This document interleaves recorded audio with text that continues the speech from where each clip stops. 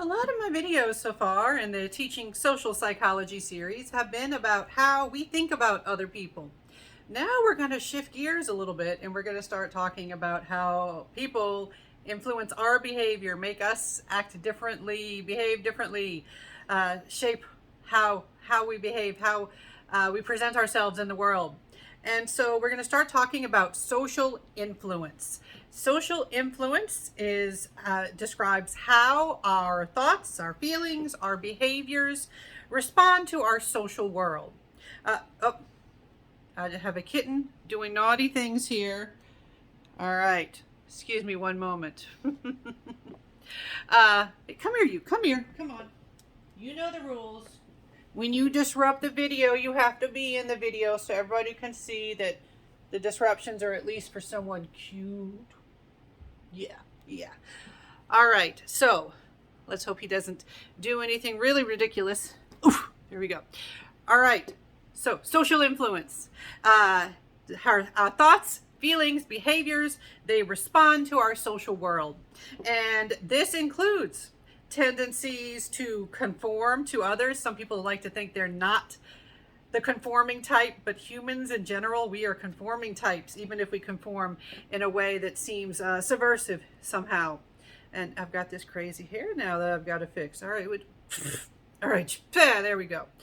How we follow social rules and how we obey authority figures. We have this tendency to obey authority that we will get to in future videos in more detail. All right, so when we talk about social influence and we get started, some general terms to go over. First of all, we have different types of expectations. We have implicit expectations and explicit expectations.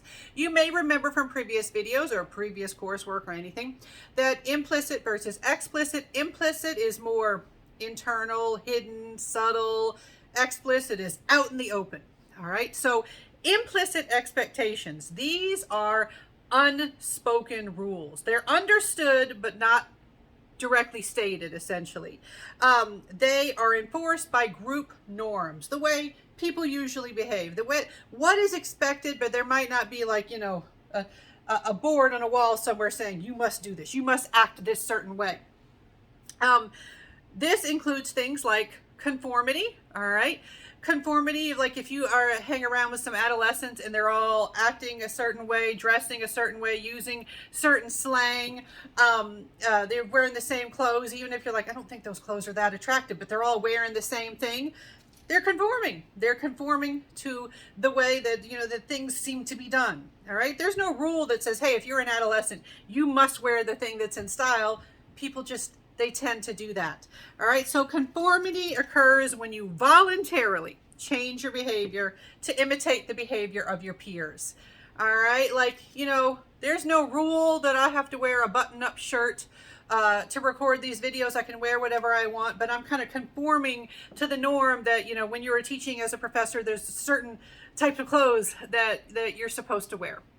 All right, now another implicit expectation has to do with social roles. Social roles are the expectations from a group about how certain people are supposed to look and behave. All right, so I'm a mom. I'm supposed to act mom-like. I'm a teacher, instructor, professor. I'm supposed to act certain ways because of that. You fulfill certain roles.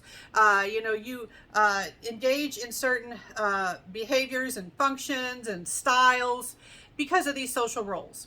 All right, and all of these are going to be explained further in detail. We're just kind of introducing these concepts right now. And then we have your explicit expectations. Explicit is out in the open. All right, so this is where you have expectations that are clearly stated. They are out in the open, they're clearly stated, they are not at all subtle. This is where they're more like rules, like, hey, you cannot do that. All right, so like in my classroom, if it's an in-person class and I walk in, I say, okay, in this class, no recording is allowed. And then people are like, oh, they're putting away their phones, their digital recorders, or whatever. I've said, that's an explicit expectation. I'm saying, hey, this is something you cannot do. Or I might walk in and say, all right, in this class, I expect you to take notes. You better have a notebook out, get your pen out, or, nowadays I know people are taking notes on laptops, even though there's research showing that if you write it in your own handwriting, you actually may have superior learning, but it's another issue for another day. There are various things that, they're out in the open. You are supposed to do certain things. So compliance is a type of, there's a response to an explicit expectation. Compliance is where you behave in response to a direct or indirect request or command. I always think of this with children. Actually, my doctoral dissertation was about childhood compliance from age 2 to age 3, to be specific. And so childhood compliance could be something like, hey, your parent says pick up that toy and you do pick up the toy, you are compliant. If you don't pick up the toy, you are non-compliant. Adults have compliance too. Like my spouse, my husband, they can say, hey, they can give an indirect request, an indirect command. Hey, can you help me empty the dishwasher? And I say, sure. And I do it. I'm being compliant. Or, it can be more direct than that.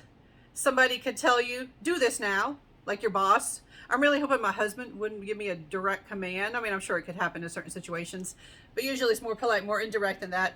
But my boss, my department head could be like, all right, submit that by the end of the day. I'll be like, okay, and I do it. I'm being compliant.